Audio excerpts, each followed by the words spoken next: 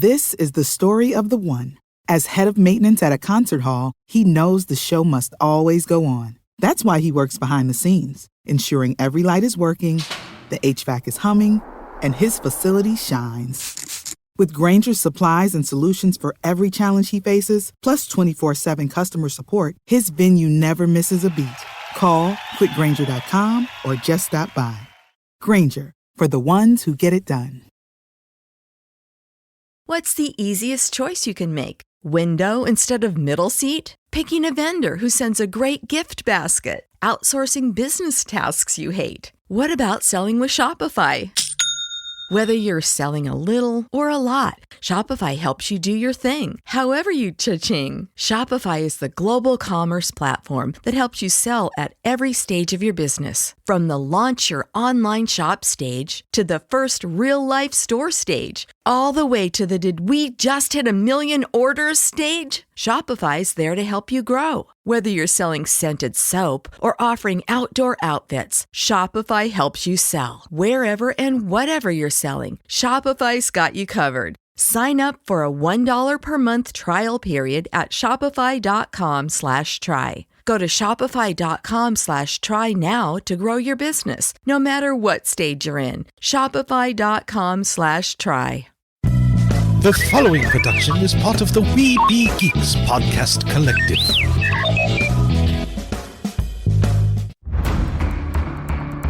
From days long ago, from uncharted regions of the universe, comes a legend. The dream that came through a million years, that lived on through all the tears. It came here, the Fandom Nexus. Fabulous secret powers were revealed to our host as he plugged in his microphone. I have a podcast! Here he is, your Spider-Pan, Jeremy.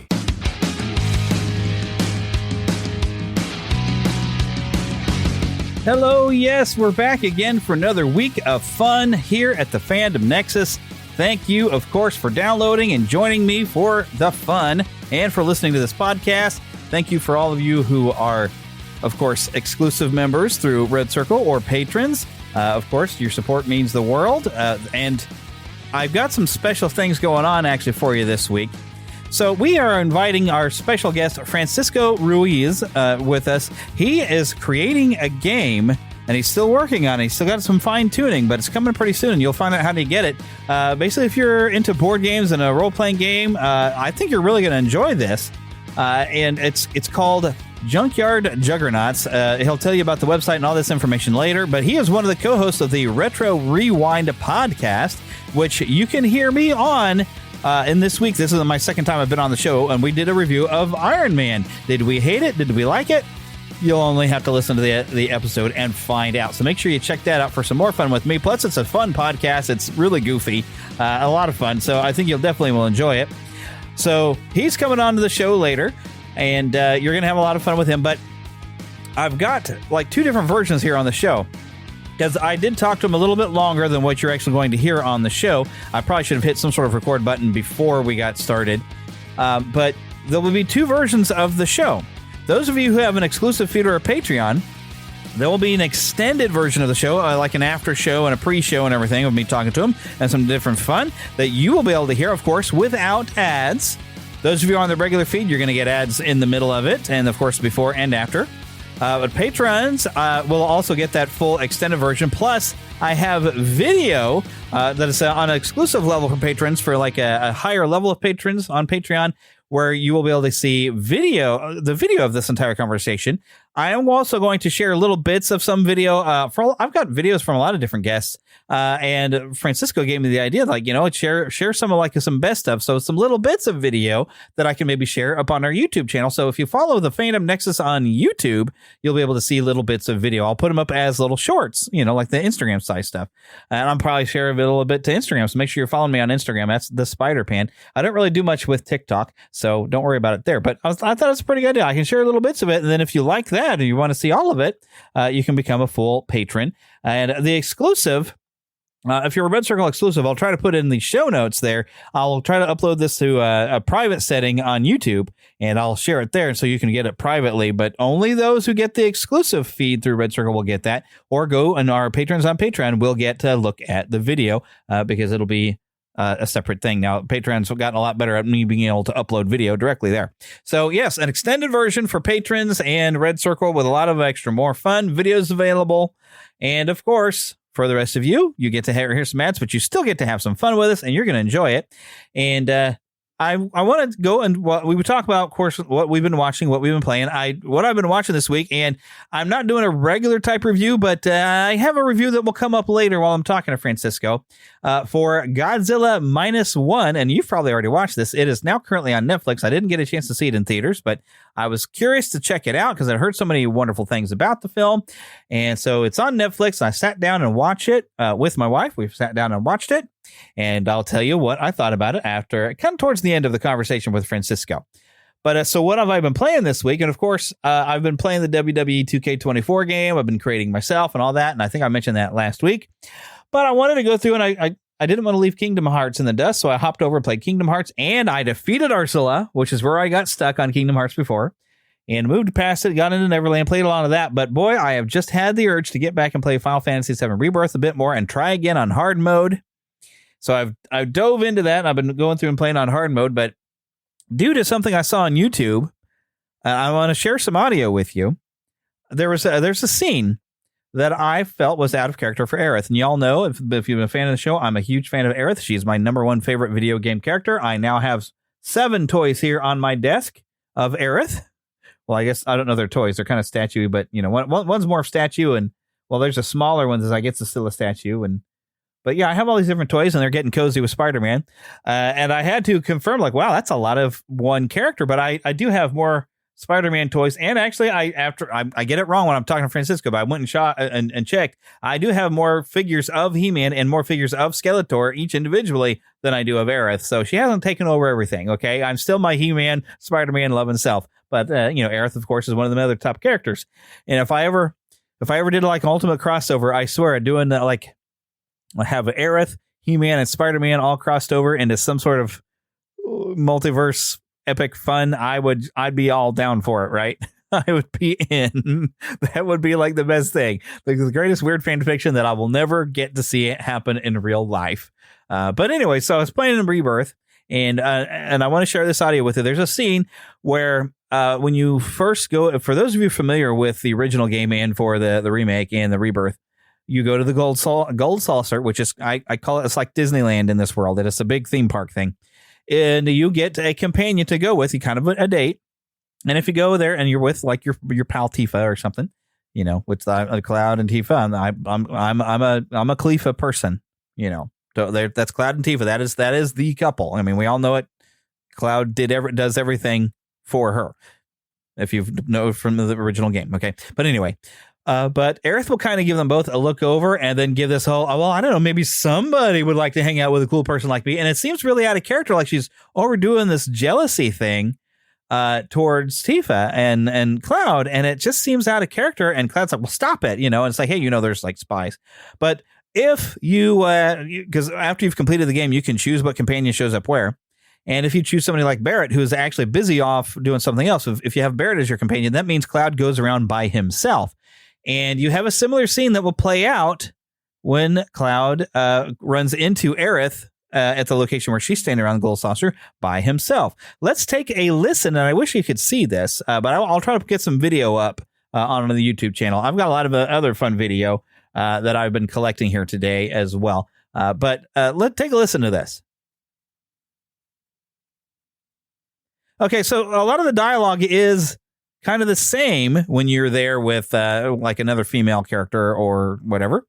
But when you have it by himself, you kind of get it's that playful teasing nature she has with Cloud. It's almost a little flirty, but not quite, because they're very much platonic, but they're very close. There's a loving relationship, but they're not in love with each other. Okay.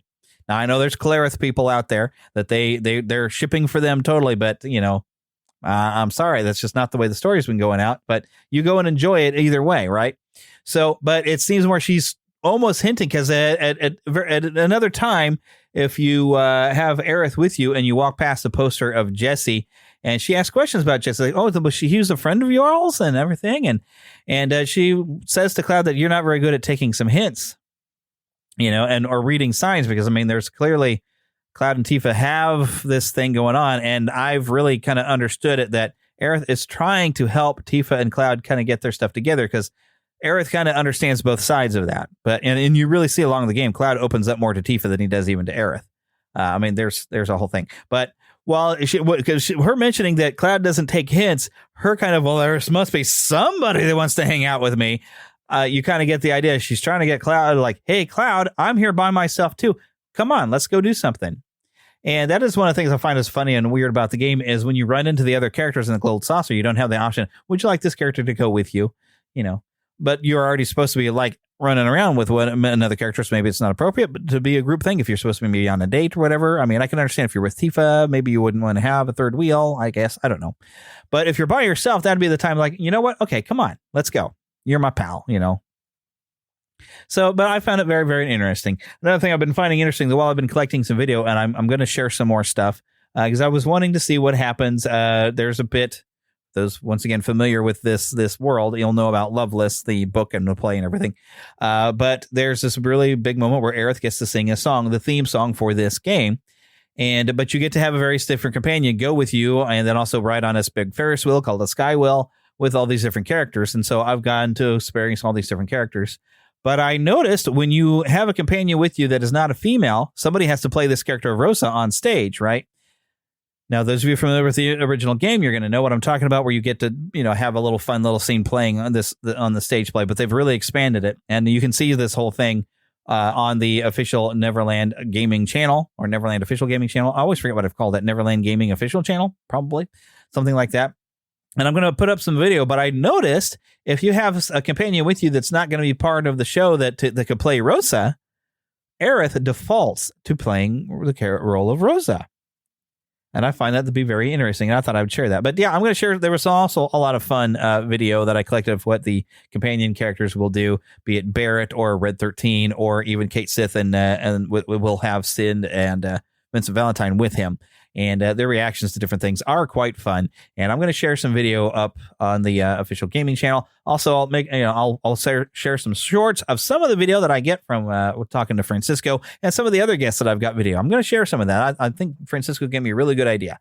But anyway, that's enough of me talking. Let me just go and toss it over to me here in the studio as my conversation with, well, heck, I'm about to introduce him anyway. So just in case you haven't heard his name enough, here's the introduction. So I hear there's this land called Galmeni, and I hope I'm saying this right. A warlord has started sacking some cities, and I guess the only hope is Francisco Ruiz. He's going to lead some people into saving us all with a bunch of juggernauts in a junkyard, and also one of the hosts of the Retro Rewind podcast. And for anyone who's been listening to the show, I've been talking about, I've appeared on their show a couple of different times. And I thought, you know what? He's had this game and it'd be kind of fun to talk about, because we like games around here. So I thought, you know what? Why don't we have him come on to talk about this game and how we got started with it and a bunch of other different stuff. So everybody please welcome Francisco. And see, I just screwed it up. Francisco Ruiz. If I don't misspeak, it's not a regular show. My other favorite mistakes is hitting the wrong button and playing the wrong sounder, which, I do it at least once a show. Yes. But if it weren't for mistakes, I've been called much worse. So thank you for having me on, Jeremy. Well, I have learned that you don't mind if we end up calling you Francis. What if I do mind, but I take it in stride. Okay. We won't do that then. Anybody ever just short? Because I like to short names. So, the other thought would be like, what about Cisco? Did everybody just call you Cisco? My wife has this thing where she likes to add something Cisco, whether it's silly Cisco, upset Cisco, whatever it is. She likes to add adjectives to Cisco and call me those, much to my chagrin, but she will do that. Yeah. So, but I understand the multiple syllable name because really my name's supposed to be pronounced Jeremy with 3 syllables. And for years, it's been a 2-syllable Jeremy. Like, no, I'm not loaded with bacteria. And then only one person gets away with calling me Jeremiah, and that's Philip, who's like my best friend since I was like 7, and now he's my pastor of all things. So it's kind of funny. Oh, okay. He's the only person who gets away with Pastor Jeremiah, which is interesting. That's Now, if I find out it's David Jeremiah, then holy cow, that's awesome. Okay.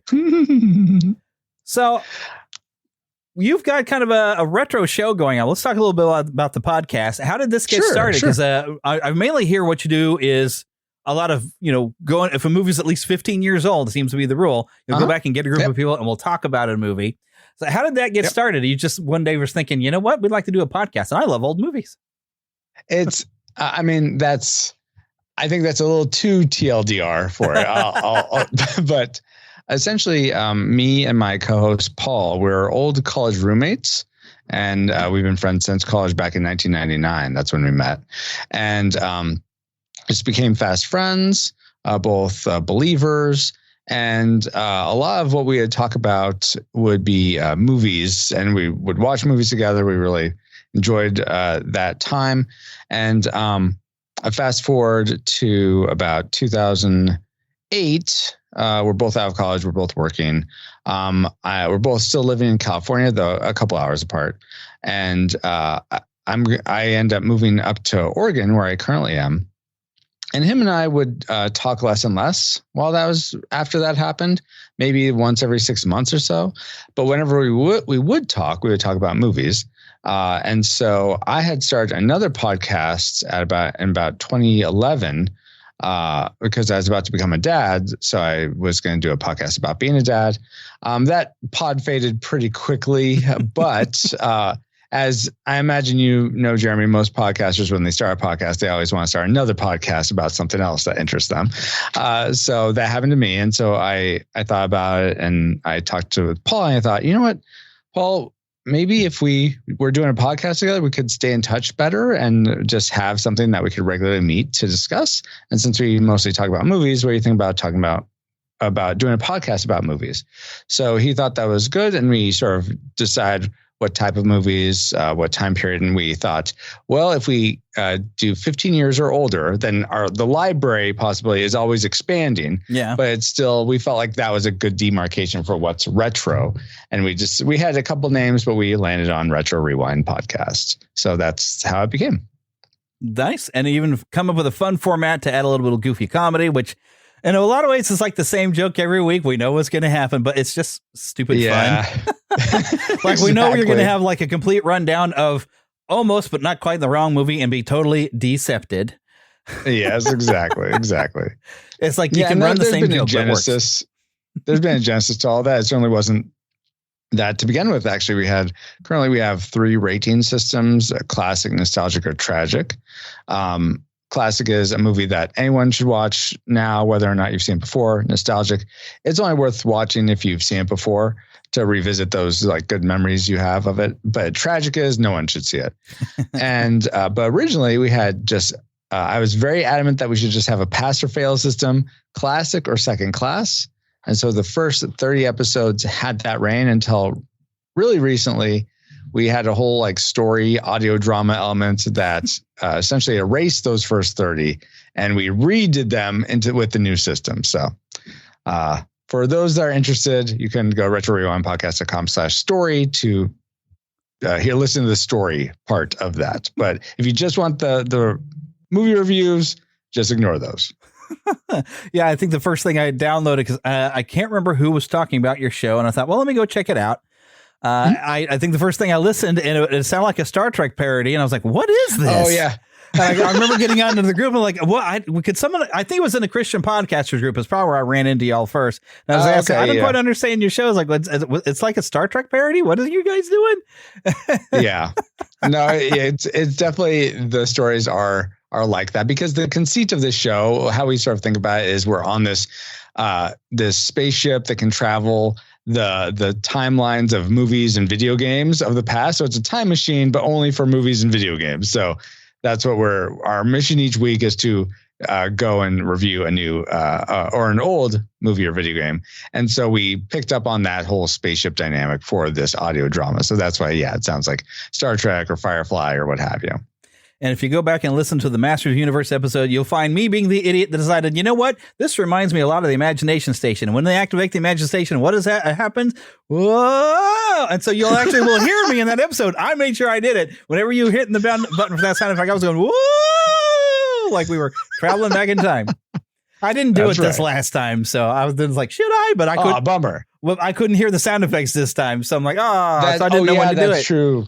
Yeah, because I'm still, even where we have like 300 episodes we've recorded, and even after all that, I still am fiddling with things, trying to get things better. So yeah, and sometimes that happens, but sometimes you get like, what's that guy doing?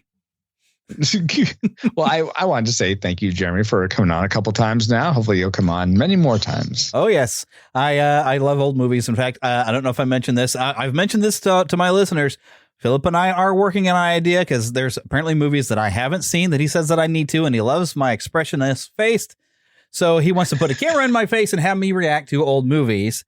So I already got ahead of him, and eventually we're going to discuss The Sandlot because I finally sat and watched it because people would look at me funny. Was like, you never watched The Sandlot? And I'm like, I know I should. I just haven't gotten around to it. And I even met Squints once. I was when I was part of my internship. I went back to university kind of late in my life, and so I met the actor who played Squints as he went to a minor league baseball team that used to be called the T-Bones. Now they've renamed it the Monarchs, based off the old Kansas City Monarchs, like where Jackie Robinson used to play, that kind of thing.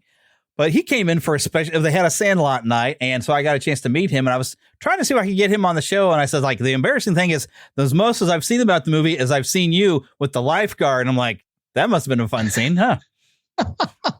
Wow. I was like, I'm sure a lot of my listeners would love to be able to hear from you, but I would not know what to ask you.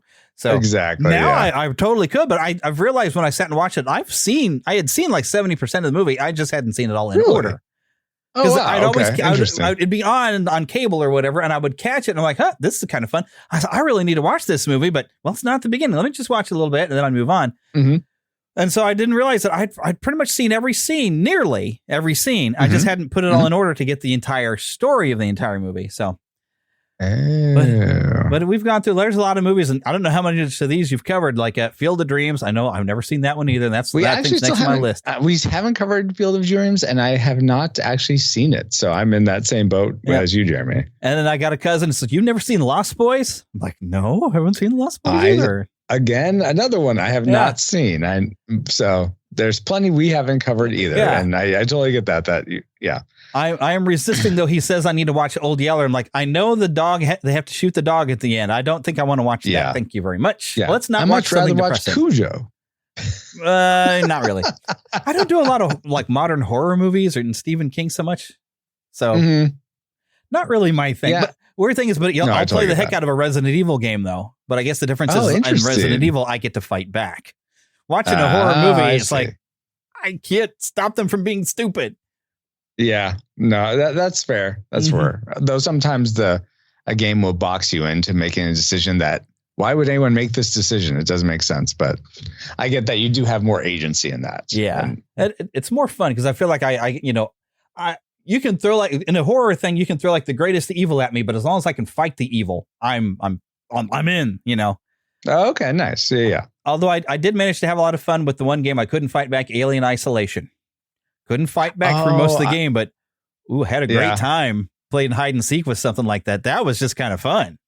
So I started playing that, and I definitely enjoyed it. I watched a lot of my brother play it. I have 3 younger brothers, and he streams on Twitch, one of them. And so I watched him play quite a bit of it, and it looked like a very fun game. I didn't get very far in it, but it was fun for what I played of it.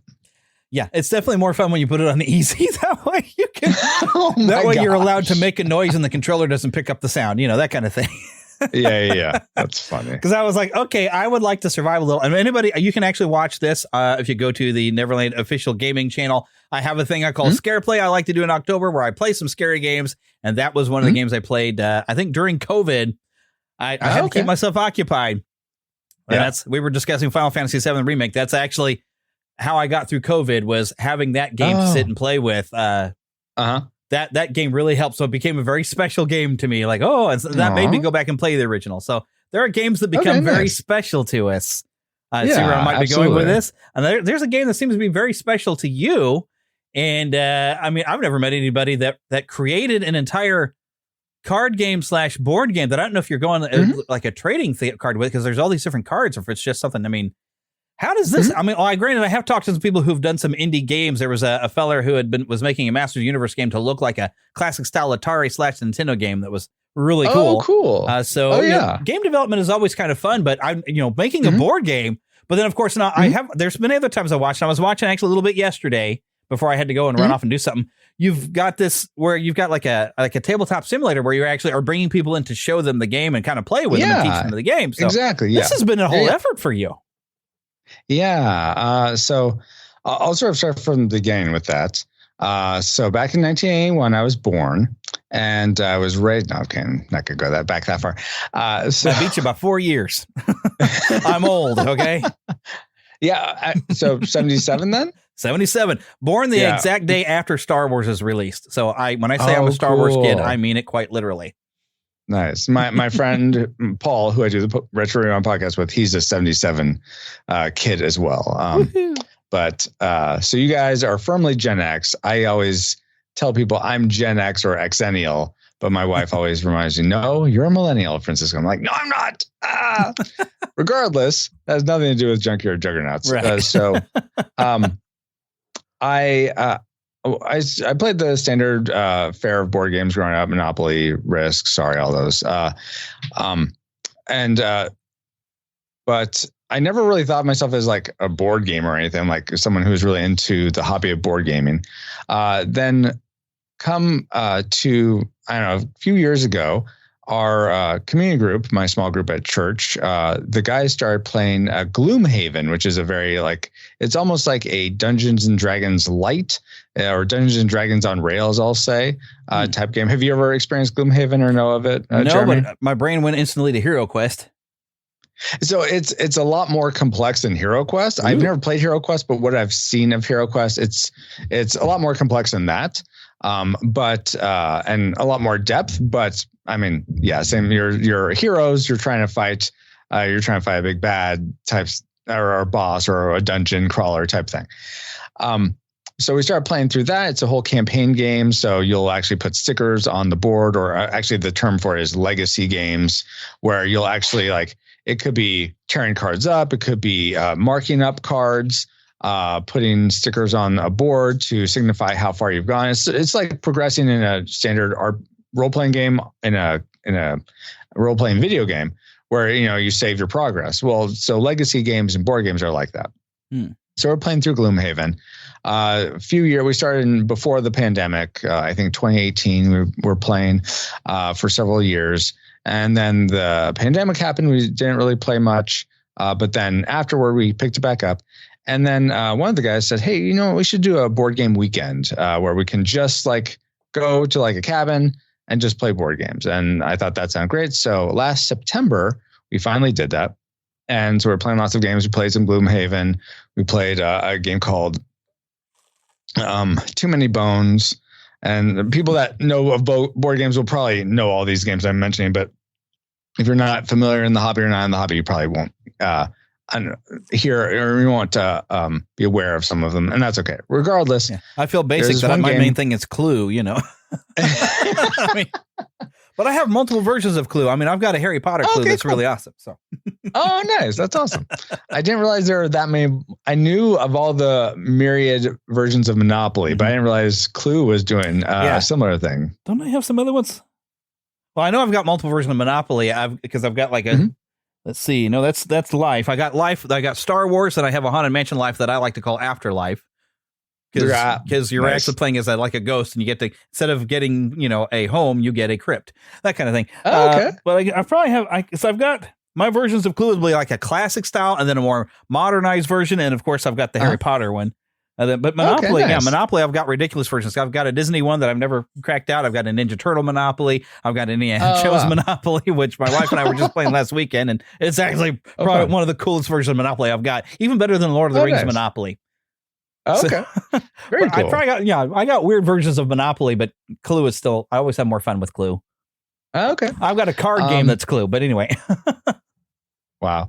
I'm trying to think of any games I played that are like Clue that are that are more modern take or more just sort of more, I don't know what the term for it was, but like not reskins of older games, but newer games that have more maybe dynamic or more interesting mechanics that are similar still to Clue. There's the only one that comes to mind though is one called Resistance, which you have to play with at least 3 people, but essentially I think sort of either cyberpunk or post-apocalyptic. I can't remember, but you're essentially spies trying. Think of like Final Fantasy VII. You know how what's Cloud and Tifa?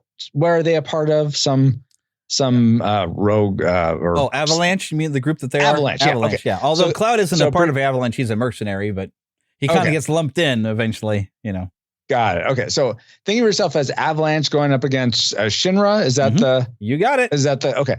All right. So you're going on missions to take out Shinra. But one of you is against like a mole or something. And so you're trying to figure out who it is. And so you'll go on a mission and you either play a success card, like everyone who's, on Avalanche will have only success cards. And then the mole will have a success or a failure card. And so you'll play all your cards and then you'll like look at whether you failed the mission or not. I think if you have one fail, you fail it. And so you don't know who will have played that card. And sometimes the mole will play a success card. So the whole mission is successful. And I think after so many missions, if you failed enough, the mole will win. But if you figure out who it is beforehand, then the Avalanche or whoever it's a different universe, but they will win the game. So it's just an interesting social deduction game. That's the only one that I guess sort of comes close to what I think Clue is kind of like, but it's very different. Regardless. Yeah, Clue, you don't know you're the killer until somebody solves it and you're like, whoops. Yeah, exactly. Anyway, we're playing Board Game Weekend. I played this game called Regicide that one of the guys brought, which is it won a contest for Board Game Geek, I think, which is Board Game Geek is a big board gaming site. It's like the mecca website for all board games. They did a contest, and this was like use a standard poker deck and make a new game from it. So this one won it. It's like a short, like almost like role-playing game type game. I've only played it once. It was impactful, but I don't remember exactly the mechanics of it. But Regicide, they now have a Regicide Legacy version, I think on Kickstarter that's coming out, which I don't know much about that. But regardless, Regicide really sparked something in me, which actually made me think of several years ago, even before all these board games and stuff.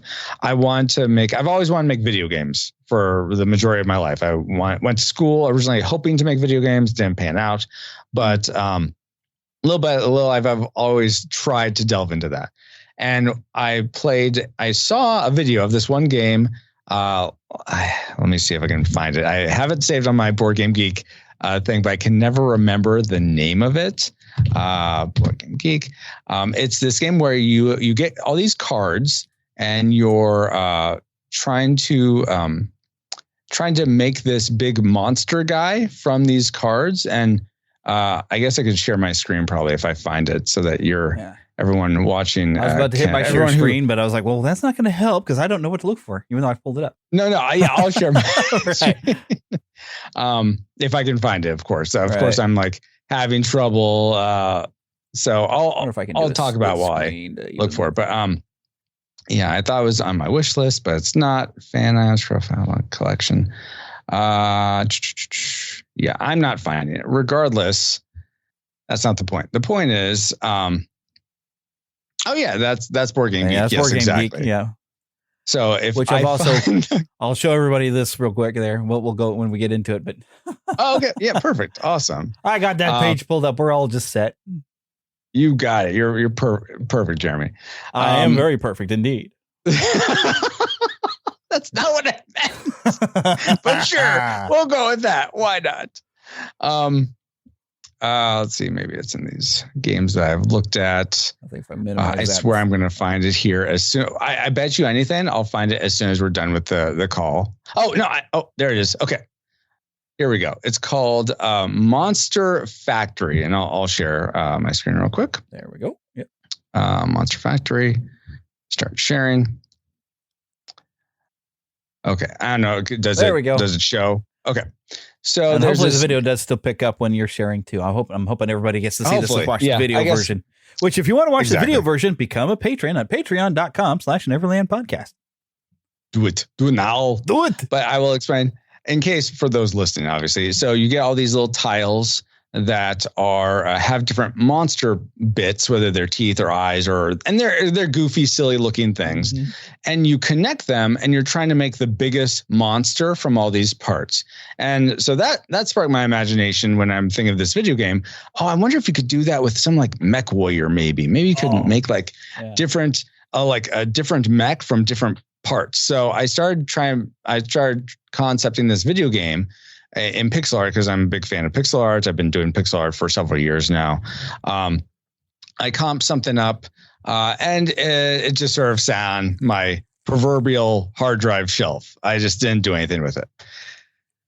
Then fast forward back to, I'm jumping all around, but fast forward back to Regicide, playing that, it sparked something in my mind to be like, oh, I could use standard poker cards in a way to configure this mech as a board game. I wonder how that would look.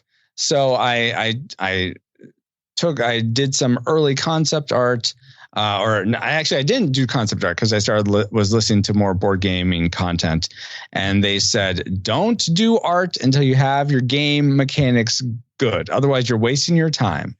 I'm going to stop sharing for now. So I was trying to take that to heart, and I just took essentially basic art or like stock art or something and just put on cards. I took standard poker cards, sleeved them, printed out these pretend cards that I was making, put them in the sleeve so it still had a card feel. And then I was writing the rules for what this game would look like. And I play tested with some friends in this same game group. This is in like November, December now. The original when I played Regicide, that board game weekend was in September of 2023. So I play tested a few times, and before these 3 times, I'm like, God, I'm a Christian, I'm a believer. So I say, God, if you don't want this game to happen, please may these play tests go horribly. May no one have fun. May they be just the worst experience ever. So I can just because I have enough going on in my life. I don't need to add something else to my spinning plates. So unless you really want this to happen, God, make it clear by these playtests going horribly. And so they went fine. I got good feedback. I had no playtest where it's like, yeah, this is not working. Everyone was very positive. Now, I will say that it was with people that were friends. But I told them on the onset, please, if you hate any part of this, please tell me. Please don't just let me go. Spare me. I essentially told them what I told you. I have enough on my plate. So if you think this is like not worth your time, please tell me. I didn't get any of that. So I was making cards. I are working on that system, play testing a lot just on my own, trying to figure out things that would work well. And it started off not having any sort of map or anything like that. It was just the cards. Then as I play tested it more, it developed into having this whole map and board and more things to do on the map, quests, and mechanics shifted from originally you had to have control quarries to have enough magic to fuel your mech. Then it shifted to, no, you just have cards that can amplify the actions you take. And so it morphed into essentially something where you have cards, and I'll show several of them. You have cards like these ones where there are number cards between 2 and 10 of 4 different elements: earth, wind, water, fire. And you combine them together. If I can find the mech guys. So there's 4 different torsos, and you combine of course I didn't get the torsos out. Where are they? Oh, okay, here we go. So this guy's Chunk. He's sort of my signature guy that I use for promotional, and so he's going to be the main box art. So you take these these cards, and you will essentially put them underneath. I know it's let me turn the blur off because this is horrible. It's horrible for video. Why is it? I'm thinking, I'll blur out things so you know my camera looks good, and then it does this to me. Yeah, which is why I'm like, you know what? I have an interesting background. I'm just not going to blur it anymore, and so I light it. There we go. There we go. So you have this. I have little sleeves that cover parts of this, but essentially you have like this, and then you have this other leg, and so the legs. There's going to be this pile of cards in this junkyard that you draw from and you're drafting from. You take 2, you keep 1, put 1 back face up, and then the next person may like that card and they'll just take the face up one, or they can take 2 that are face down and put it in your hand. Anyway, you end up with 6 cards. 4 of them you use in any sort of configuration you want, like, because these are both legs and arms. So you can use it as an arm. And so you could go right there, or you might want to use it as a leg, and maybe this one is the arm. And so you build out your mech, and the higher the numbers, the more powerful. There's also other ways to get bonuses, but you're essentially you have one of these characters at the start. So this guy's Hobart. He's the Wind Mageneer.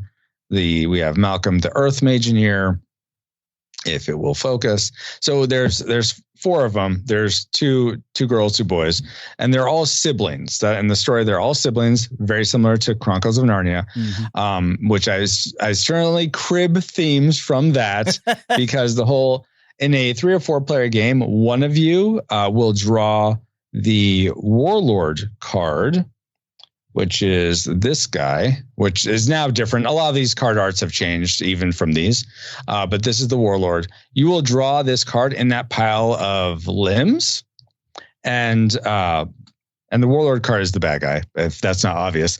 But you become the Warlord's acolyte if you draw him, and then you are essentially on a mission to defeat the 2 or 3 other players, depending on how many players are playing.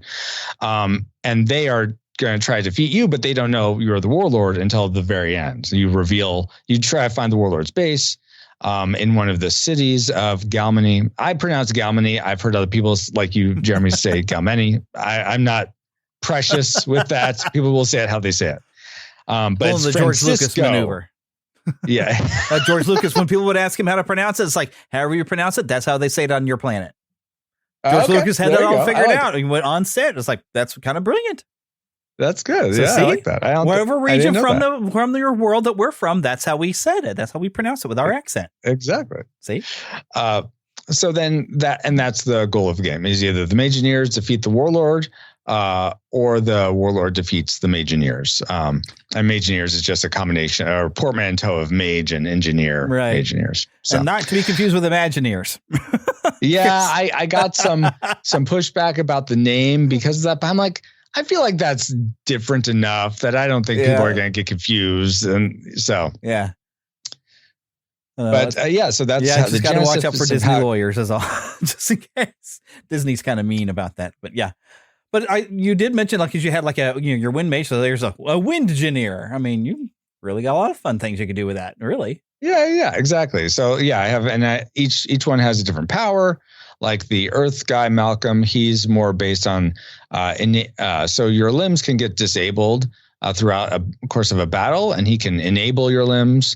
He can also do some damage as defense versus Hobart, the Wind Mageneer. He has more like speed and having to do with his legs.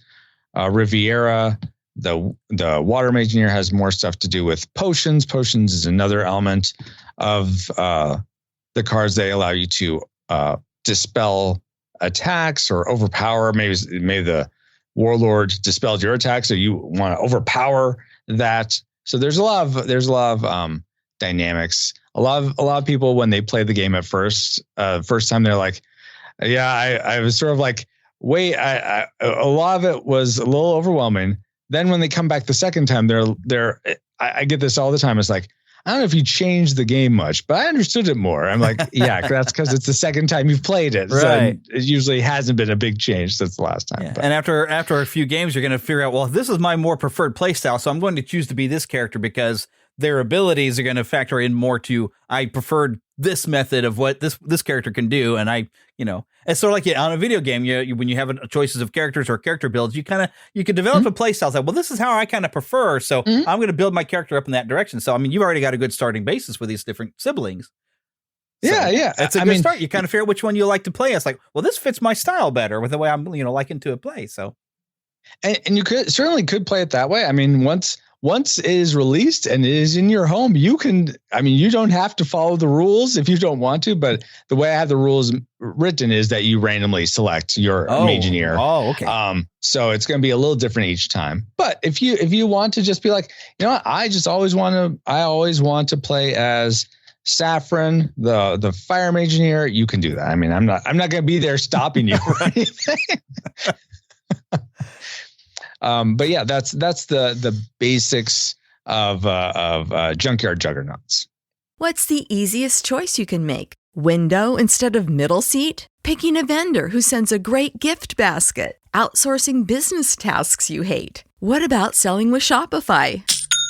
Whether you're selling a little or a lot, Shopify helps you do your thing, however you cha-ching. Shopify is the global commerce platform that helps you sell at every stage of your business. From the launch your online shop stage to the first real-life store stage, all the way to the did we just hit 1 million orders stage. Shopify's there to help you grow. Whether you're selling scented soap or offering outdoor outfits, Shopify helps you sell. Wherever and whatever you're selling, Shopify's got you covered. Sign up for a $1 per month trial period at shopify.com/try. Go to shopify.com/try now to grow your business, no matter what stage you're in. Shopify.com/try. What's the easiest choice you can make? Window instead of middle seat? Picking a vendor who sends a great gift basket? Outsourcing business tasks you hate? What about selling with Shopify? Whether you're selling a little or a lot, Shopify helps you do your thing, however you cha-ching. Shopify is the global commerce platform that helps you sell at every stage of your business. From the launch your online shop stage to the first real-life store stage, all the way to the did we just hit 1 million orders stage. Shopify's there to help you grow. Whether you're selling scented soap or offering outdoor outfits, Shopify helps you sell. Wherever and whatever you're selling, Shopify's got you covered. Sign up for a $1 per month trial period at shopify.com/try. Go to shopify.com/try now to grow your business, no matter what stage you're in. Shopify.com/try. Stop in and save big money on your next outdoor lumber project now at Menards. Menards has the largest selection of AC2 pressure-treated lumber and decking, and it's easy to load in our outdoor lumber yard. Plus, you can get free estimates fast with our deck design program in-store or on Menards.com. Check out our weekly flyer for more great deals happening now at Menards. Save big money at Menards. So part of is the battle mainly between all you players, or do you have like certain enemies that you will battle together, and then eventually the warlord character is going to sabotage you sneakily, or what? So there, throughout the game, there's 4 main cities in Galmany, each having to do with one of the elements. So there's Headstone, which is Earth. Headstone is the Fire City. Raise Hutch is the Earth City. Swift is the Wind City, and Port Powers is the Water City. And each of them has a little mini boss, I call him a junk golem, that's enslaving the city. The warlord sort of installed. The warlord did like this multi-pronged attack. Your parents disappeared. The king and queen of Galmany, because you're the heirs to the throne. They disappear one night. You don't know what happened. And then you hear rumblings of this, like all these machines enslaving the city. Maybe there's like a warlord or something. You don't really know. You're just getting these rumors and news of the cities being enslaved. And then all these fires sort of erupt in the capital, your home. So then your tutor, who's been teaching you about merging magic with machine, this craft of Mageneering, takes you and your siblings to the junkyard because he thinks, okay, well, there's old parts there from the old wars. Maybe you can cobble some together to fight these machines. They're enslaving the cities.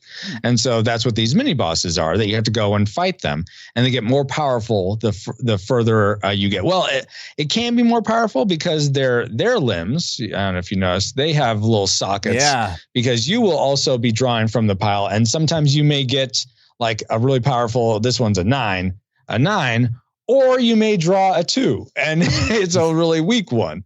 So it really depends on what you draw. But there is a scaler or a multiplier, as the more junk golems you've defeated, the more powerful they can innately be, because there's a multiplier on whatever limbs you are drawn. So you will be attacking those before the final confrontation with the warlord. But if you are the warlord player, you're still going to be doing those things, trying to keep your identity under wraps. Mm-hmm. But even at the toward the end in that final confrontation, I have a mechanism called sacrificial atonement, where you can try to draw the because there's going to be like this guy or this gal, and then there's that warlord, which of course I've lost the card because I'm just completely disorganized. But you have so the warlord is sort of controlling the Mageneer, and so acolyte, warlord. The warlord is controlling the acolyte. You're playing as both, but the other siblings can essentially sacrifice one of their limbs to roll some dice, and based on the results, they can draw the acolyte away, and that actually takes away an extra action that the warlord was able to play. And then the person that drew it away can use some of the abilities of the sibling. So you save the sibling, and you can use some abilities, but it's at the cost of like half your life or something like that. I forget what the exact rule of it is. So it's a pretty big hit on you. So you want to be pretty sure you're going to be successful. Yeah. Otherwise, you're going to be very weakened. And so there's elements of that. And also, in contrast to that, the warlord can tempt other Mageneers to be on their side. So there's all this. There's all these mechanisms for, I think, that can make for an interesting game. But it's for 1 to 4 players. You can play single player, just you against the warlord. And I think there's beginning mode rules essentially, which is 1 to 3 players. You can just play versus the game, and so that's a great way to learn the mechanics, because there is a lot on first play. Yeah, and it can be very overwhelming. So because I've had people where they're the warlord in my playtest, and they're really not prepared for it. They don't understand the dynamics of like, oh, I should have been playing this whole way this whole time, and now I'm going to lose badly as the warlord because I'm not prepared. Like, I need to undermine everybody without them knowing I'm doing it. How in the world am I going to do that? Exactly. So yes, there are other things to fight. There's quests to go on, which just give you some interesting choices and can give you some advancements. Or debuffs, depending on what you choose in them. It's essentially, here's some flavor text, and then here's 2 choices. Do you want the heroic choice or the safe choice? Usually the heroic choice is going to impact you negatively in some way, but you'll get the treasure or what have you. The safe choice, you probably won't get impacted negatively, but it may impact negatively your allies, or it may positively affect the warlord at the end. So it's like, which one of these do you want to choose? So that's what if you ain't careful, you do too much of one thing, everybody's going to like, how come you keep doing stuff that benefits the warlord? Exactly. Why did you do that? Routinely though, when I play with people, they're always saying, whenever I say anything, they'll be like, that sounds like something the warlord will say. And I'm not always the warlord. Sometimes it seems like often I am the warlord, and I don't mean to be because it's random, but anyway.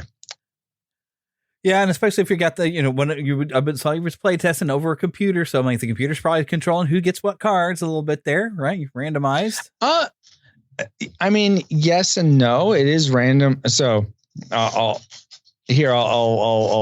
peek behind the curtain a little bit. with the way, so I use this service called Tabletopia, which, like you said, is similar to Tabletop Simulator, though Tabletopia is free to anyone. You don't have to pay for it, whereas Tabletop Simulator, I think they may have sales or whatever, but you do have to pay for the software in order to use it. At least that's been my experience. Maybe that's changed since I got it. It's been a long time since I got it. I was supposed to be playing D&D with some people, and it never came around, and we never did. And I'm like, well, oh no, I need a good D&D group to play with, and because it's all changed. And I'm like, well, okay, and I've created characters. I got a guy even on the official Dungeons & Dragons website. Like, cool, I made somebody. And you don't have anybody to play with. Oh, I know. Sad day. Yes. So Tabletopia I'm using because you certainly can pay for it, and I may end up doing pay for a year just so it allows for me to have different setups. I could do like a 1-player, 2-player, 3-player, 4-player setup, because right now I have it so that I have one setup that I know how to change it so that it will work for multiple different levels of people. But it'd be a lot nicer if, I want to play this game, I want to test the 1-player. Okay, I just choose that option and I play it, as opposed to having to reconfigure cards or whatever. So it's on Tabletopia, and in Tabletopia, there's this pile of cards in the junkyard, and the Warlord is always in one spot. It's hard to tell because it's covered under other ones, but it's always in the same spot. Well, all the cards otherwise are random, so it may be a pile. It's always supposed to be a mix because they have a randomizer for all those cards, but because the Warlord isn't part of those cards, of those random cards, it will always sort of has to be in the same spot. So I guess if you play enough, you can figure out where it's at. So it's always going to be dealt at the same time. That's a good way of putting it. Yes. So depending upon if you start from your right and through your left, you'll figure out, who lands on the card. It's going to land up somewhere. Yes, exactly. But yeah, so it is mostly random, but yeah, sometimes I get it. I get Warlord more often than I would like, I should say. Maybe you should have somebody else. Here, you deal the cards. Well, they're already dealt in Tabletopia. Okay. That's the thing. They're already pre-done in a pile with random cards, except for that Warlord card always is in the same spot each time in that pile. So if you go through the pile enough times, you can learn it's going to be about here. So if that always the 5th card down. Okay, remember that. Yeah. Which in real life, that's not going to be the case. It's not going to be the case. A certain number of cards, you shuffle in the Warlord, and it could be at the top. I mean, you don't know, but. And a physical copy is in the works. And of course, you've already got a physical copy you've been showing us, but you've got a crowdfunding of some sort to go to be able to mass produce this. Apparently. Yeah. So what I'm using now is for my prototype is a service called GameCrafter, thegamecrafter.com. And it's what they're kind of like a print on demand service, I guess. They're used a lot for prototyping, and because they try to do as much production in the United States as possible, which really appeals to me. It means their prices are higher, but I feel like living in the United States, I feel like it's important to support companies that try to support our country. So that doesn't have to be important to other people, but it's important to me. So I'm using the GameCrafter for buy local. That's a big reason. Exactly, buy local. So they have a crowd funding mechanism. But they can also support if I do a Kickstarter. I can just all of my backers, I can just put in the Excel sheet, and they will print them all off and send them out. So I have it. So once I'm ready to go, this will not be a Kickstarter where it's like, well, I hope I get the product sometime. I may not get it though. You will get it once I've actually completed it and it's on the Kickstarter. You can be sure that you will get a printed copy. It's not going to be like, a couple of years it didn't happen. So I hope we make it. Yeah. Yeah, exactly. But I'm still trying to get the rules finished. The biggest step right now for me, like the last playtest I had was really good. The people that played felt like it was the most balanced it's ever been. So I think really the next stage of playtesting I have is something called blind playtesting, where I send Probably files for print and play. Maybe, or if I'm going to get a new printout because I have a lot of cards that have changed a lot in the last several months. So get a fresh print of everything, and then give that to people that are local to me to blind play test it, where they just play test it. I may be there and watch them, but I think that's going to reveal to me the most about what things are confusing still. Where do the rules need to change to help, not belay, to help alleviate that confusion, and any other issues that can crop up that I can always talk over because I know it all up here, but may not be apparent to people that who obviously aren't me.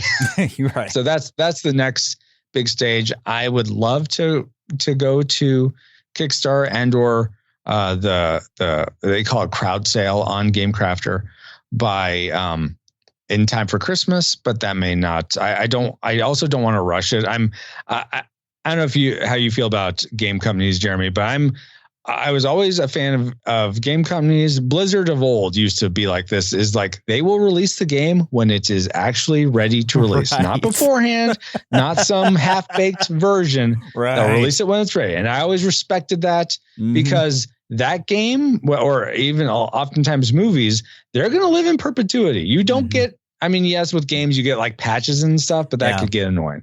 The core game or the core movie, whatever it is, that's going to live on. So you want to make sure it's right. So I mean, we're imperfect people, so everything's going to have its flaws, but as right as you can make it. So I'm trying to have that perspective on it and not trying to rush it to be done just to meet some arbitrary deadline. So yeah, that way, but you've had enough time to say, oops, this card ended up being a little overpowered and I didn't mean it to be, because you're trying to keep it balanced. You have time to work that out before you put it out there and say, all right, go forth and play. Exactly.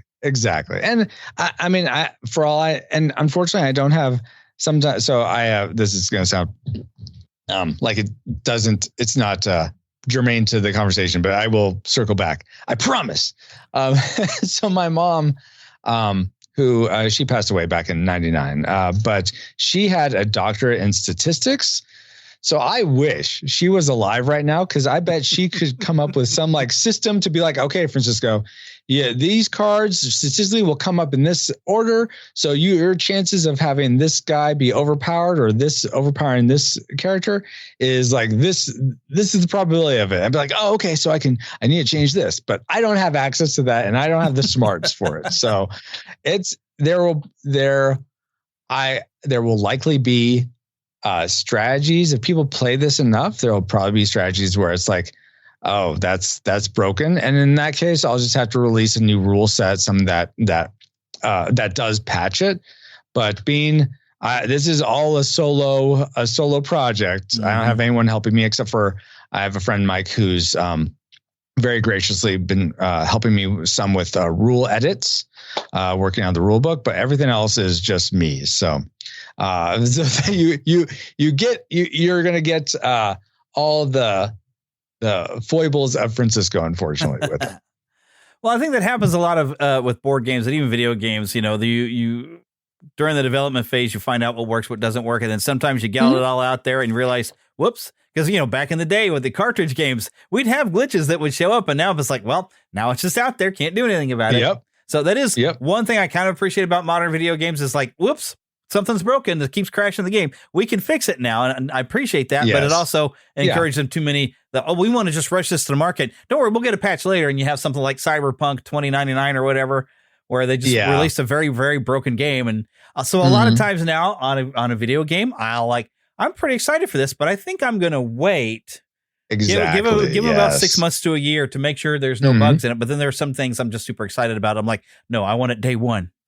But there are certain game companies I trust to get it right for the most part. Day one. Square Enix being one of them. So I don't mind buying a Final Fantasy game like on release day.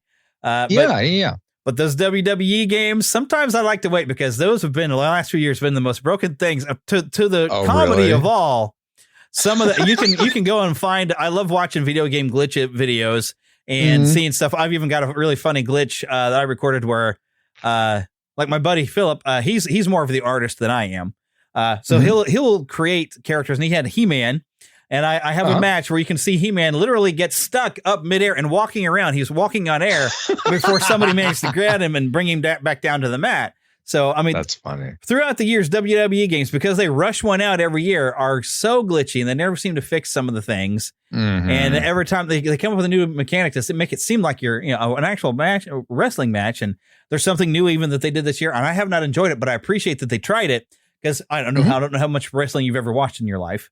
But not very much. It's never interested me for some reason, but I'm interested to hear what you have to say about it. Well, typically in a match, you might get a thing where you're trading hits. And if it's like late in the match, it might be, we're a little tired. So it's like, wait, this person hits and the other person hits them. And it's just kind of back and forth. And that's where the crowd for the baby face will, yay. And then the heel will hit him back and will go, oh, so it's crowd participation.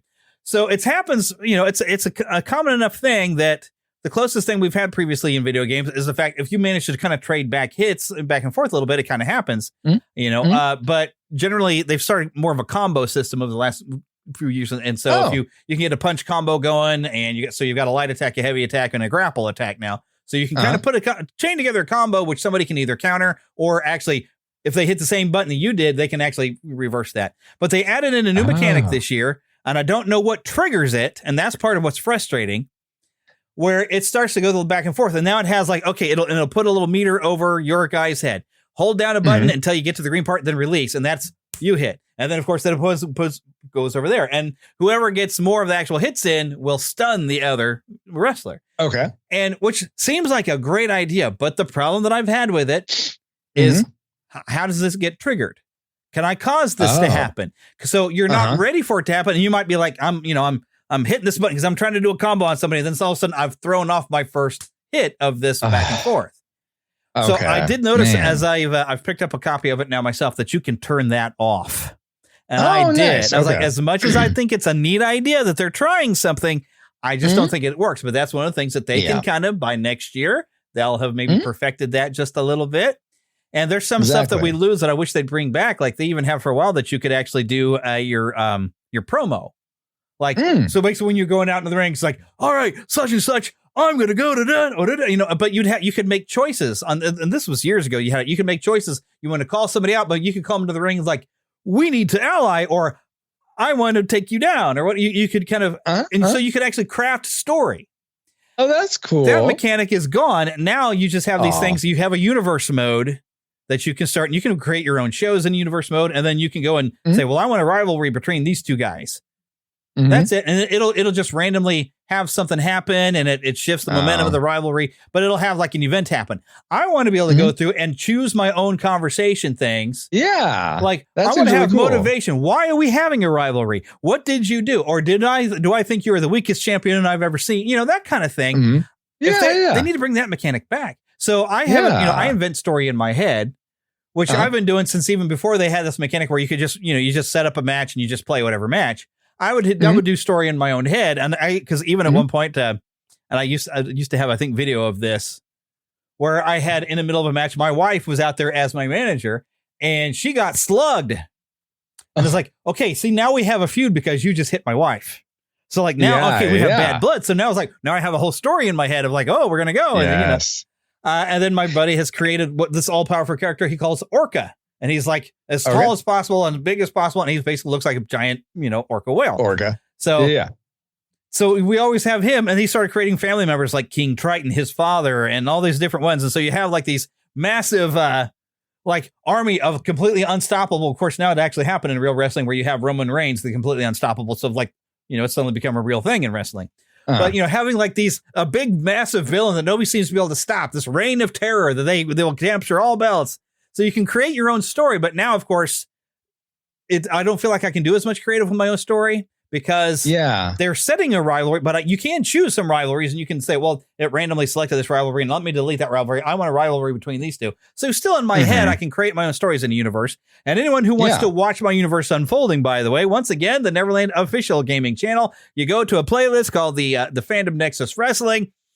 Now, granted, it resets every once in a while because I have a few things and I've tried to put them by year of what game it was. But I've actually now kind of gotten restarted. I have a pay-per-view I need to play through. I'm going to have maybe Philip help me out with this pay-per-view. because I don't know who's going to win. If I play everything, it's possible whoever I play is going to win everything. So I have to try to boost the difficulty level or have Philip play with me, because then one of us is going to win, but who knows what could happen in that match. So we're working on that. That way it kind of keeps it going and keeps you guessing. But I try to, have this kind of go. And as you watch, develop your own story. What do you see happening? And I try to make things that make sense. Because like when I first got in there, I didn't have the A team established, but Philip made the entire A team. And I didn't have, you can set up teams or whatever. It's like, well, this is a tag team or this is a stable or whatever. They're, So it actually tried to have B.A. Baracus going up against Hannibal. Okay. Which, you're like, A team, but I think I watched that one, right? But yeah, but it didn't make sense for them to have a rivalry. Oh, okay. Okay, yeah. Yeah, Hannibal, the leader of the A team of the B.A. Baracus, Mr. T. So it didn't make sense for them to be butting heads. So I went through and deleted that, made sure they were all established as a team. So there's like story things. So as you sit and watch these matches, if you come and you can kind of figure, well, what sort of story might be going on? And sometimes the rivalry is just stupid. Like it automatically put me, because of course I have myself in there. I'm in a rivalry with the Punisher because somebody made a really cool Punisher that looks very comic booky. I really dug it. Oh, cool. And I was in a rivalry with him. I was like, okay, cool. We'll just see how the story plays out. And the first match that I'm in there, I'm actually managing for this other guy. It's actually Philip's brother-in-law. It comes out and he used to work at Burger King a long, long time ago. And so he's got him in a Burger King outfit that just says King and with a crown and everything. And I came out as his manager, and spoiler warning for anyone who hasn't watched this video yet. I figure, okay, if that's me, I'm going to play as me as a manager. And I don't know what I did wrong, but I got ejected from the match from ringside. Oh. And because at one point, because as the manager, it's kind of fun. You can lean up against the thing and you can kind of cheer on your guy or whatever. But if you interfere and the referee sees you, he's probably going to throw you out. But I didn't even interfere with the match. But I stood up on the ringside because I was seeing what all I could do. And I'm standing on the ropes and I'm just kind of cheering, yay, taunting for my guy. And then the referee just turns around and threw me out. And so I really couldn't do anything more. I was gone. So I just had to let the computer finish the match. So. But I don't know what I did, but I don't know what was supposed to happen that would have been a story element, because normally it'd be a cutscene between me and the Punisher of why I've got a rivalry with the Punisher, other than we might have a moral thing like, I kind of agree where you're coming from with these bad guys that need to be punished, but what makes you the one who's supposed to be executing them? We would probably have a discussion, and maybe that's happened. Invent this all in your head, folks, and then come watch why me and the Punisher having some issues.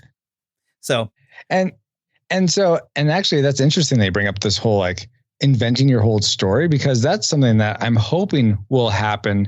And in some of the playtests I've had, this certainly has come about where when different parameters happen, it does generate this sort of story. Like I love it when, so some of the characters, the different characters, different Mageneers can team up with one another.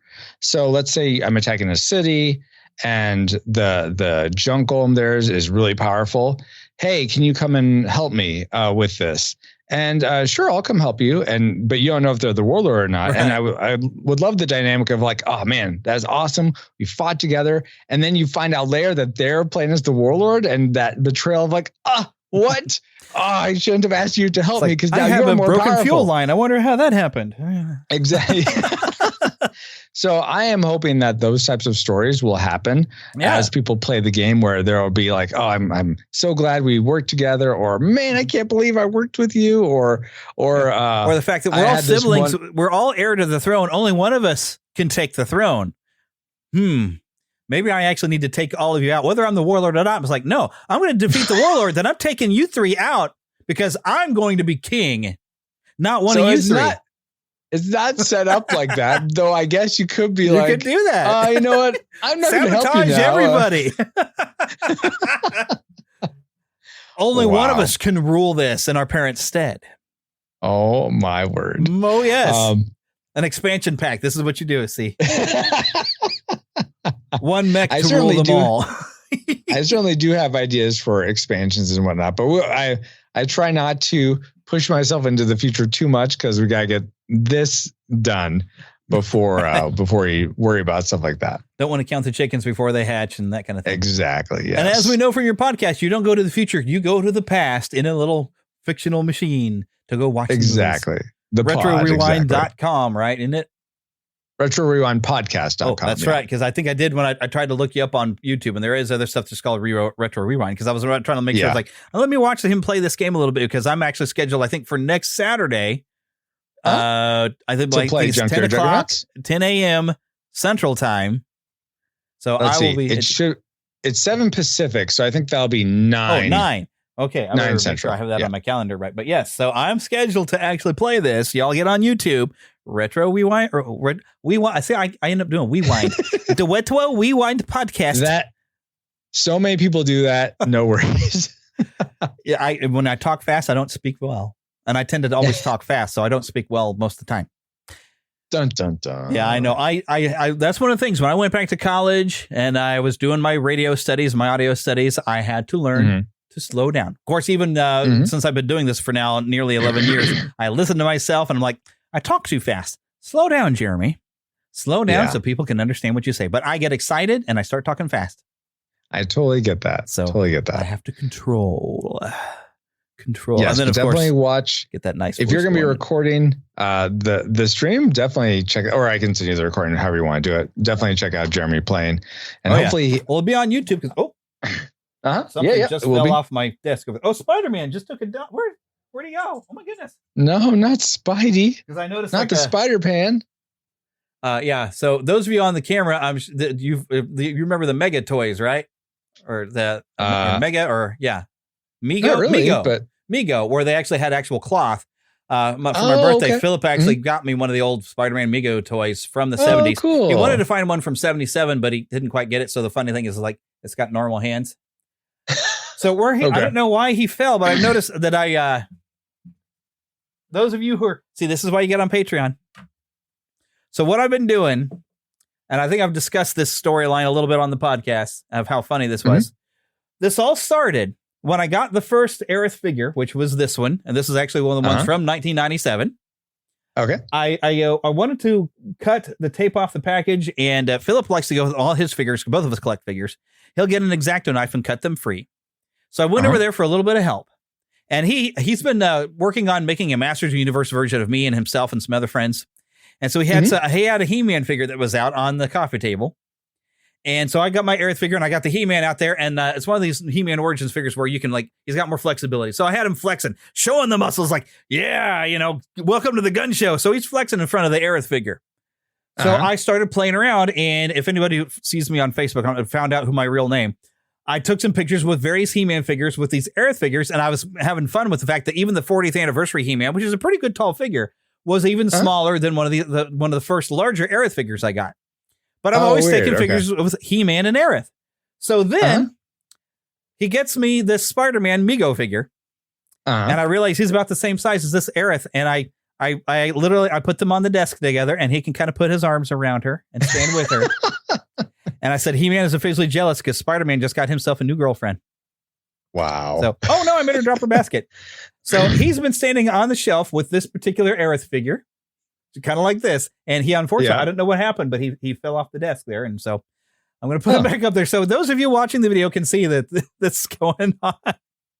Wow. This is the weird things that happen in my brain. And of course, I had to send a picture to Philip, like, to show him. Then my wife looked at me like I'm something's totally wrong with me. I'm like, what are you complaining about? You've been married to me for now 21 years. If you've known that there's something wrong with me, but you married me anyway. I mean, she dated me for 4 years, knew me for a few years even before that. She knew. She has no excuse. It's really her fault. Yeah. So she knew I was going to be like this. And I might have him trade up because I've got of this particular line of they call the Crisis Core play action, or not play arts.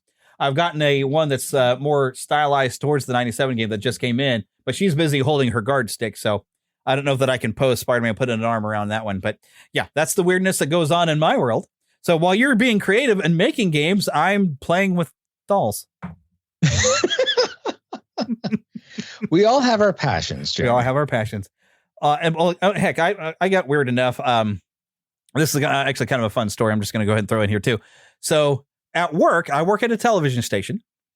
And we needed to make a video. They wanted us to explain kind of what our department does. And I'm in creative services. We create the ads for the local businesses. So nice. Of course, I have some toys in my office. I have a Gumby and a couple of He-Man figures and a Spider-Man figure and stuff that are in the office. And so I made a little video using those to illustrate. One was a business owner And along comes the Spider-Man who's going to help them make an ad. And the He-Man was their strong ad campaign. But it's Battle Armor He-Man, so he's got damage. But that's what we go through and we make edits. So I go and I fix this thing and da-da-da. So I thought it was funny. The big boss, I guess, didn't think it was as funny as I did. But we showed it to high schoolers that sometimes we tour high schoolers for like a career thing. They thought it was hilarious. So, but yes, so I play with my dolls at work. I even did a mock of the Spaceballs. No, I didn't see you playing with your dolls again for the end of my thing where I had a coworker come and bust in on me in my office when I'm playing around. That's I was like, awesome. Only 9 more edits to go, He-Man. So, yes, this is my weird world. And thankfully, hey, y'all get this for free. So you get to put up, you don't have to pay for this wackiness unless you're a Patreon. And then a Patreon, like I said, you got to see video of this craziness, which makes a lot more sense. You can see the weird things I'm doing to poor Francisco as Spider-Man is waving at him right now. So, yes, you can be a part of that to join Patreon. And hey, you can be a part of getting your own copy of Junkyard Juggernauts. Where's that website again? Oh, so yeah, go to junkyardjuggernauts.com. We don't have it out for release yet, but if you want to, the main metric I'm probably going to use, other than the game being made and like completed, is the email signups I have.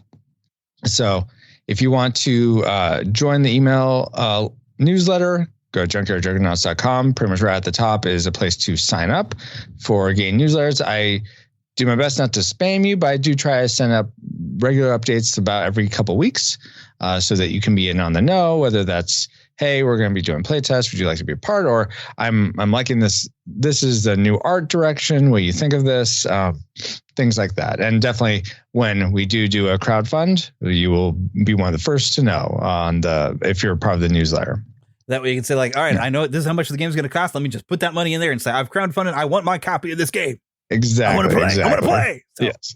Which I think, again, for the people who are definitely more of a hobbyist player, like they're really serious about board games. Because like I said, I play where I've got most of my versions of Clue, which now that I think about it, where I do have most of my versions, they're on the Nintendo Switch, and you've got different. My favorite one to play with is the Sherlock Holmes one. So, okay. And once again, because my brain comes up with stories and stuff, I like to play with a Sherlock, a Watson, and a Moriarty. And nice. If Moriarty solves it, then clearly he got away with it.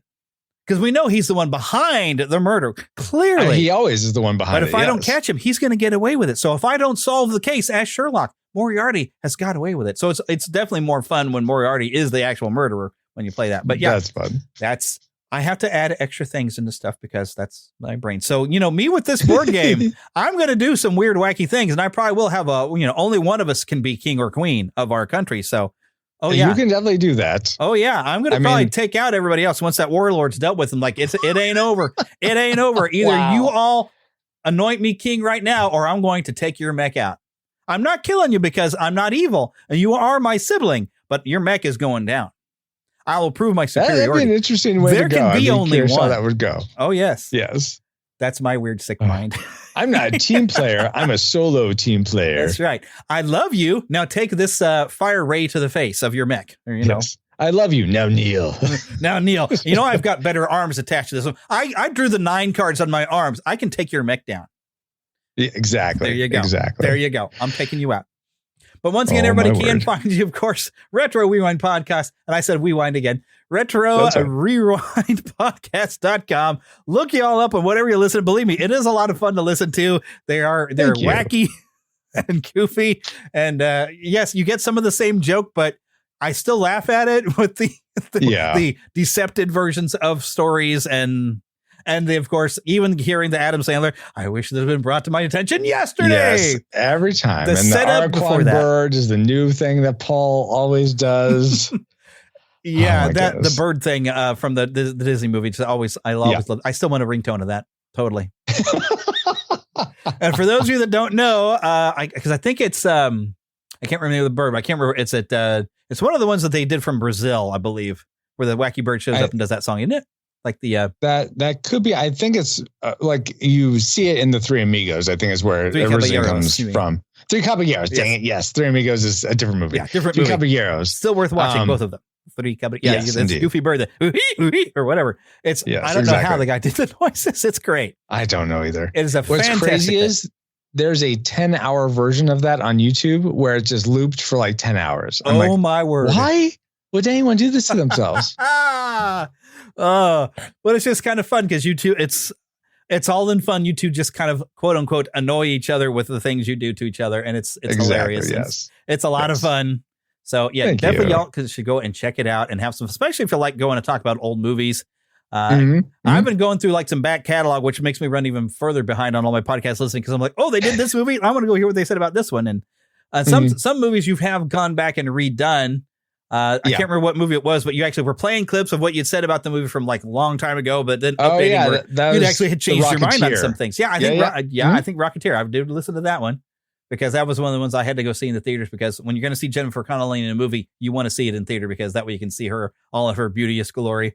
And holy cow. Totally fair. Yes. I mean, I didn't get a chance to meet her. Her husband was actually in town at Planet Comic-Con. Of course. Cool. I wanted my brain. That's Paul Bettany? Paul Bettany.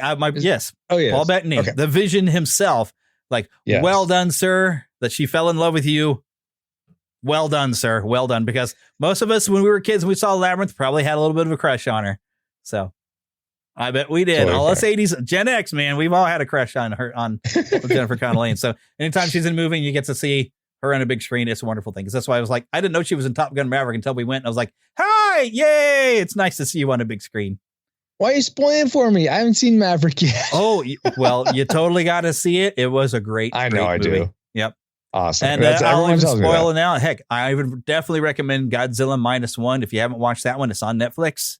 I want to see that also. Yes. I was blown away. That is the best Godzilla movie I have ever watched. That's awesome. I was completely even enough to where my wife, who's not really into this sort of thing, got into it because it's a very character driven movie. You will get behind the characters. I'm not going to say, no, I can't say what I was going to say, but yeah. Don't spoil anything for me. I Yeah. want to go in fresh. All I can say is I was predicting an ending and my wife is saying I was totally wrong because no, it's not that kind of movie. And I was right. It was that kind of movie. And that's the best kind of movie. I can say it like that. It's gonna be a heck of a ride and you're going to love every minute of it. It's adventure. Very cool. It's got heart. And so there's the review because I've realized that this conversation's gone on for an hour and 11 minutes. So I was like, I need to do a review in -0. Let me just throw that in real quick. That say, yes, it's on Netflix. Go and you can watch it in English, dubbed in English, and it's really well. You know, you get used to the old kung fu movies or old Godzilla movies that are badly dubbed, and everybody sounds ridiculous. The voiceover acting is great. I mean, it just blends right in. At some point, I'll probably come back and watch it in its original Japanese and see what the subtitles were. You know, see how much because sometimes you have to make changes because they're trying to fit to the lips a little bit. But yeah, the dubbing is really good. They did a great job with the acting. I really, really, really enjoyed it. Highly recommend. Goodness sakes, you'll laugh, you'll cry, you'll be terrorized. I mean, I define this. It's almost like if you cross Jurassic Park with Jaws. It's like a Godzilla movie that's Jaws, where it has that level of scares a little bit without being bloody or gory, though.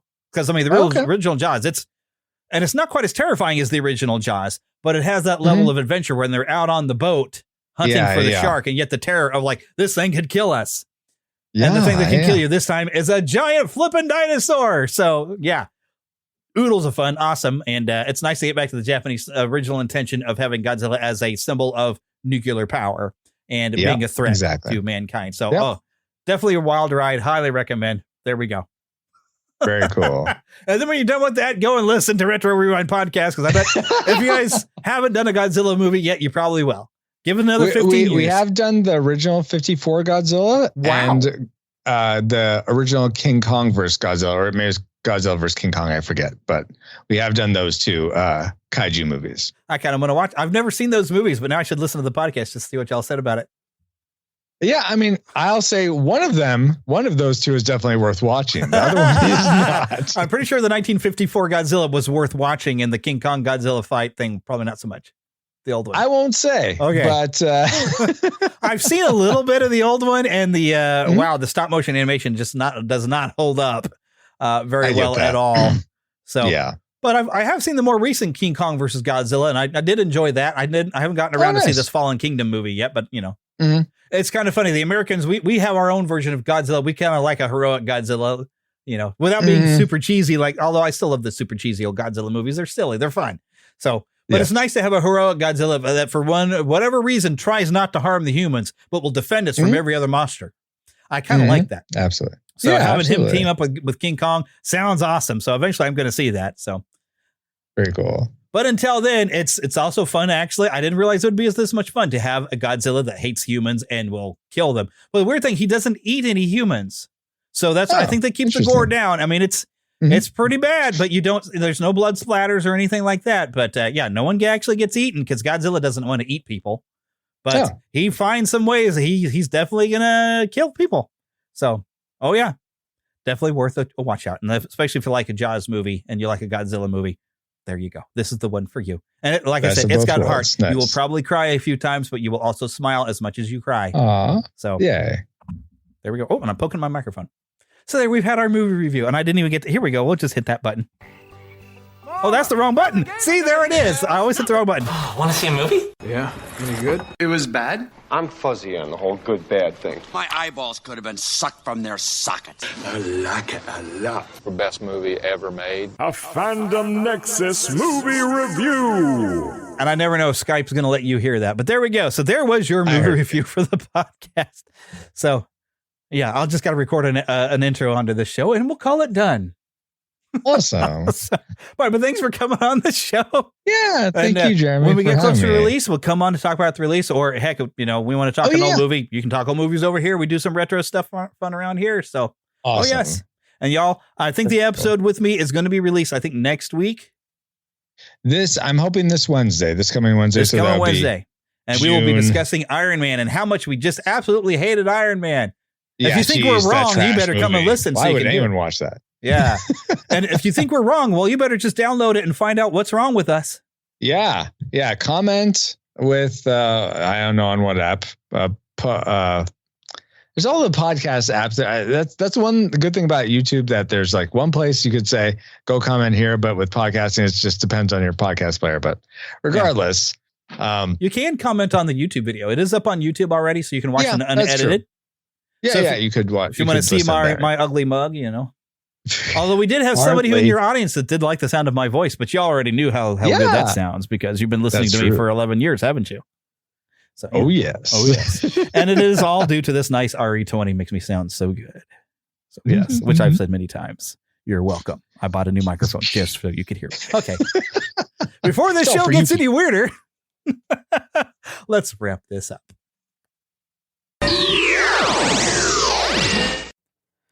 Okay, so let's wrap this show up here by reminding you about Podgagement, which you can find out about at neverlandpodcast.com. There's a big link for that. And for Dubby, because I got to tell you about Dubby. If you're a gamer and you want a good energy drink that doesn't give you the jitters, so they have lots of drink mixes, a lot of things for you to order. Make sure you use my links there so you get a discount. And also, of course, I get a little kickback, so it's always great. And then Podgagement, you can find out about there. That is Daniel J. Lewis's fantastic. Golly, there's so much stuff. It's hard to explain what all it does. There's so much fun stuff he's got in there that will improve your life if you're having to have a podcast where we're getting your reviews and all. He's adding so much stuff that I'm trying to learn how to use.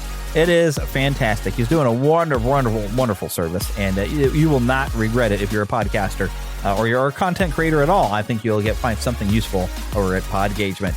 So while you're visiting neverlandpodcast.com, we want to remind you to thank Karen Kennedy, Ricky Pope of Christian Nerds Unite, and Darren Wilhite of the Wilhite and Wall Show, who helped me out with creating that intro. And I thank them every week and try to get you to go and listen to their shows. Although Karen Kennedy doesn't have a show, but Ricky Pope does for Christian Nerds Unite. And then, of course, the Wilhite and Wall Show. If you happen to have their show in your local area on radio, it is a syndicated radio show. When I worked in radio, we had their show there. Don't forget, you can email us podcast at neverlandpodcast.com. Follow us on X, NeverlandPcast. Also, we are on Facebook. We have a fan page and a group. Lots of interactivity going on in the group. I've been sharing a lot of fun stuff I've been finding about some old movies. Lots of fun information.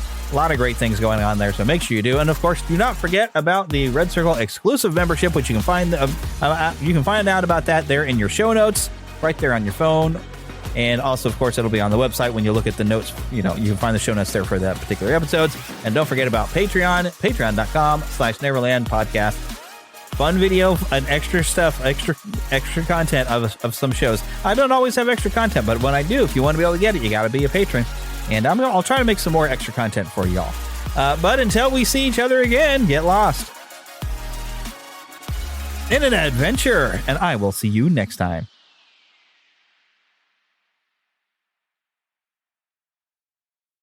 This is the story of the one. As head of maintenance at a concert hall, he knows the show must always go on. That's why he works behind the scenes, ensuring every light is working, the HVAC is humming, and his facility shines. With Grainger's supplies and solutions for every challenge he faces, plus 24/7 customer support, his venue never misses a beat. Call quickgrainger.com or just stop by. Grainger, for the ones who get it done.